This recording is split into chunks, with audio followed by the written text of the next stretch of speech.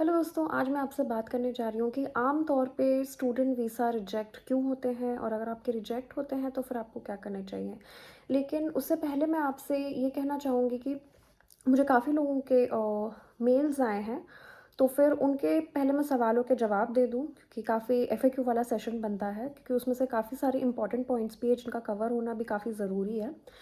जैसे सबसे पहले तो आम तौर पे आपके स्टूडेंट वीज़ा जो है वो रिजेक्ट क्यों होते हैं? वेल देखिए, इसके मेनली जो हैं क्रेडिट कार्ड लिमिट सर्टिफिकेट की वजह से रिजेक्ट होते हैं, प्रूफ ऑफ फंड्स के लिए रिजेक्ट होते हैं।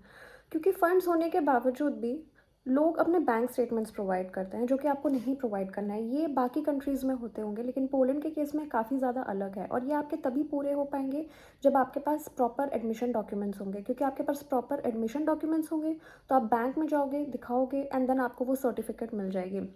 आपको वैसे पहले से अप्लाई करना होता है इस बारे में।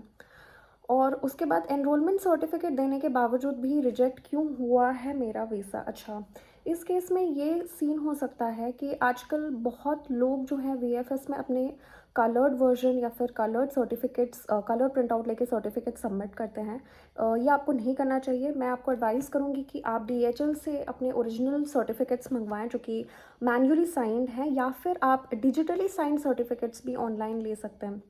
जैसे कई यूनिवर्सिटीज़ कोविड के बाद से प्रोवाइड करते हैं, तो वो चीज़ सबमिट करें। कॉपीज़ ना दें, ओरिजिनल एनरोलमेंट सर्टिफिकेट सबमिट करें। आपके एजुकेशनल सर्टिफिकेट्स अलग हैं और एनरोलमेंट सर्टिफिकेट्स अलग हैं। एजुकेशन सर्टिफिकेट्स आपके हैं जो आपको 10th और 12th या फिर बैचलर्स में मिले हैं। एनरोलमेंट सर्टिफिकेट वो होती है जो कि आपको यूनिवर्सिटी बाकायदा प्रोवाइड करती है फ़ीस देने के बाद। जनरल क्वेश्चन ये आता है लोगों का कि रिजेक्शन के बाद क्या करें? तो देखिए, रिजेक्शन के बाद आप रीअपील लेटर लिख सकते हैं और रीअपील करने के लिए आपके पास 14 डेज़ तक का टाइम होता है। 14 डेज़ आपके पास टाइम होता है जब से आप पासपोर्ट को कलेक्ट करते हैं, जिसका मतलब ये है कि सपोज़ आपकी रिजेक्शन जो है 22 तारीख या 23 तारीख को आई है और आपने 24 तारीख को या फिर 25 तारीख को अपनी मतलब रीअपील वाली अपनी पासपोर्ट कलेक्ट करी है, तो फिर starting from 24th till 14 days आपके जितने होंगे, तो उस चीज़ में आप कंफ्यूज ना होइए। रीअपील लेटर कहाँ से लिखें, कैसे लिखवाएं? देखिए, मैं आपको सजेस्ट ये करूँगी कि मेरे केस में भी क्या हुआ था, मेरा वीज़ा भी रिजेक्ट हो गया था फर्स्ट शॉट में। तो चूँकि मैंने खुद से सब कुछ करा था, मतलब ऐसे बेसिक गाइडेंस लेके, तो मुझे इस चीज़ के बारे में ज़्यादा नहीं पता था।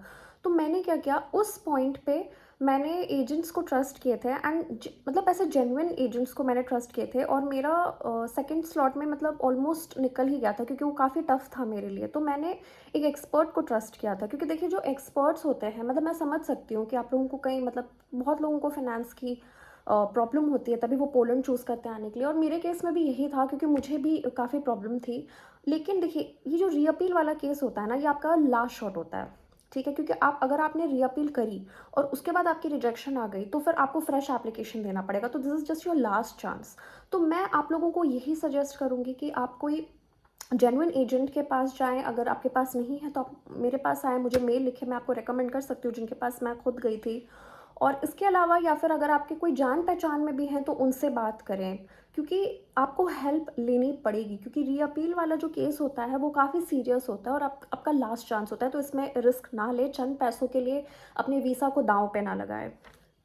अच्छा, रीअपील के कितने दिन बाद आपको मिलते हैं आपके रिज़ल्ट्स?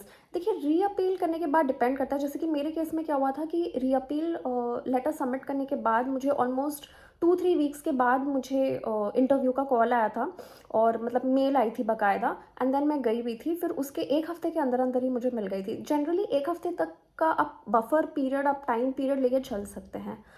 तो दोस्तों, ये थे आज के कुछ चंद सवाल जो कि स्टूडेंट वीज़ा से रिलेटेड था। अगर आपको और भी डाउट्स हैं तो फिर आप पूछ सकते हैं, आप मुझे मेल लिख सकते हैं। एंड प्लीज़ इस बात का ध्यान रखिए कि जब आप मुझे मेल लिखते हैं तो मेंशन कर दीजिए कि आप कहाँ से हैं, क्योंकि काफ़ी ज़्यादा प्रॉब्लम होती है अगर आप नहीं लिखेंगे कि आप कहाँ से हैं और कहाँ से बात कर रहे हैं, तो आपके हो सकता है कि आपके प्रॉब्लम्स को मैं और इश्यूज़ को मैं सॉर्ट आउट ना कर पाऊँ। आज के लिए बस इतना ही। लाइक करें, फॉलो करें, सब्सक्राइब करें मेरे चैनल को।